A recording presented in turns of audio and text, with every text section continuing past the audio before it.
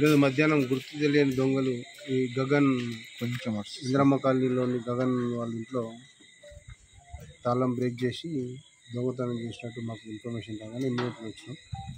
ఇక్కడ ఇంటి బయట గేట్కి చిన్న తాళం వేయడం జరిగింది. అదేవిధంగా ఇంటి మెయిన్ డోర్కి కూడా తాళం వేస్తే 2 తాళాలు బ్రేక్ చేసి గుర్తు లేని దొంగలు ఎవరో దొంగలించడం జరిగింది. దీంట్లో మన ఫింగర్ ప్రింట్స్ కానీ క్లూస్ టీమ్ ఈ రకాల ఐడి పార్టీ వాళ్ళందరితో మేము వచ్చి డిఫరెంట్ యాంగిల్లలో ఈ యొక్క సీన్ ఆఫ్ ఎగ్జామ్ చేసి టీంలో కూడా పంపించడం జరిగింది. ఇంకా సెర్చ్ అనేది నడుస్తుంది. ఫింగర్ ప్రింట్స్ టీమ్ వచ్చినాయి.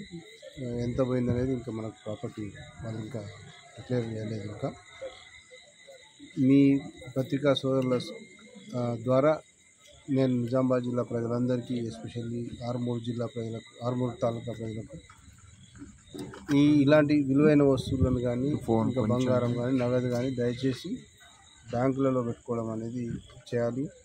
అదేవిధంగా ఈ ఇంటి పక్కన ఇంటి ముందర తాళం వేసి పోతే దొంగలకు ఈజీగా నేను ఇంట్లో లేను అని చెప్పే సిగ్నల్ వాళ్ళకి ఇస్తుంది. కాబట్టి అదొకటి. ఈ ఊళ్ళలో సీసీ కెమెరాలు పెట్టుకుంటే ఎవరైనా వచ్చిపోయేది కూడా మాకు తెలుస్తుంది. అదేవిధంగా ఈ మధ్యన చాలా విలేజ్లకు మేము చెప్తా ఉన్నాం, సోషల్ మీడియాలో కూడా వేస్తున్నాం. ఎవరైనా కొత్త వ్యక్తులు ఎవరైనా వచ్చినట్లయితే వాళ్ళ గురించి వాళ్ళను ఆపి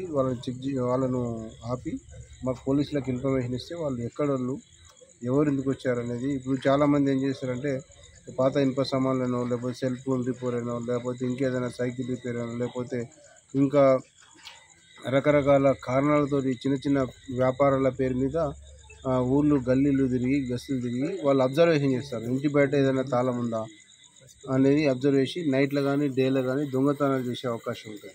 అందువల్ల గ్రామ ప్రజలందరికీ మేము తెలియజేసేది ఏంటంటే ఎవరైనా అనుమానించదగిన వ్యక్తులు ఎవరైనా అనుమానాస్పదంగా రోడ్ల మీద విలేజ్లల్లో గల్లీలల్లో ఏదైనా బిజినెస్ వ్యాపారం పేరు మీద కానీ వాళ్ళు మిషతోటి గల్లీలు తిరుగుతున్నట్టు దయచేసి వాళ్ళని పట్టుకొని మాకు ఇన్ఫర్మేషన్ ఇచ్చేస్తే ఇమ్మీడియట్గా మేము వాళ్ళని యాంటిసిడెంట్స్ వెరిఫై చేస్తాం.